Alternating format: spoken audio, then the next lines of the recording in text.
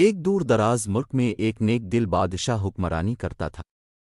اس کی حکومت میں انصاف، رحم دلی اور عدل کی فراوانی تھی۔ اب بادشاہ کے پاس ایک وزیر تھا جو اپنے علم، تجربے اور دانائی کے لیے مشہور تھا۔ وزیر ہمیشہ بادشاہ کو سچائی اور عدل کے اصولوں پر عمل کرنے کی نصیحت کرتا رہتا تھا۔ بادشاہ اور وزیر کی دوستی بہت گہری تھی، اور وزیر کے مشورے بادشاہ کے فیصلوں میں اہم کردار ادا کرتے تھے۔ ایک دن بادشاہ نے اپنے وزیر سے کہا، میری خواہش ہے کہ میری حکومت میں سب خوشحال ہوں اور کوئی بھی مظلوم نہ رہے، لیکن میں کبھی کبھی یہ محسوس کرتا ہوں کہ میری حکومت میں کہیں نہ کہیں کمی رہ جاتی ہے۔ کیا تم مجھے اس بارے میں کوئی نصیحت دے سکتے ہو؟ وزیر نے جواب دیا، اے بادشاہ، آپ کی نیت تو نیک ہے، لیکن آپ کو یہ یاد رکھنا چاہیے کہ ہر فیصلہ انصاف پر مبنی ہونا چاہیے۔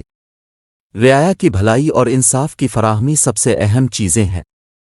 اگر آپ ہر معاملے میں انصاف کریں گے تو اللہ بھی آپ کو برکت دے گا اور آپ کی حکومت میں امن و سکون رہے گا۔ بادشاہ نے وزیر کی باتوں کو دل سے سنا اور اپنے فیصلوں میں انصاف کو مقدم رکھا۔ وہ ہر کسی کی شکایات سنتا اور ان کے مسائل کو حل کرنے کی پوری کوشش کرتا۔ بادشاہ نے عوامی عدالتیں قائم کیں جہاں لوگوں کو اپنی شکایات درج کرانے کا موقع ملا اور ان کی سنی گئی۔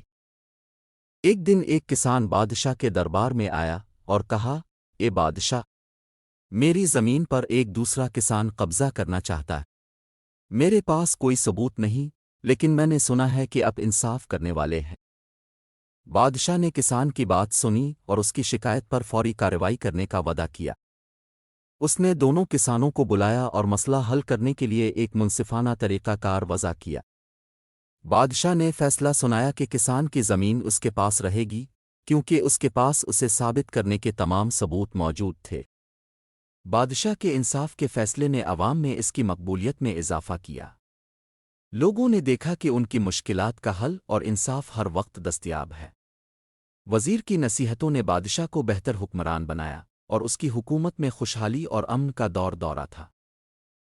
سبق: اس کہانی سے ہمیں یہ سبق ملتا ہے کہ انصاف، رحم دلی اور دیانت داری کسی بھی حکمران کے لیے سب سے اہم خصوصیات ہیں۔ ایک نیک بادشاہ کی مثال ہمیں یہ سکھاتی ہے کہ انصاف اور عوام کی بھلائی کے لیے کیے گئے اقدامات سے ایک ملک میں امن و سکون اور خوشحالی برقرار رکھی جا سکتی ہے۔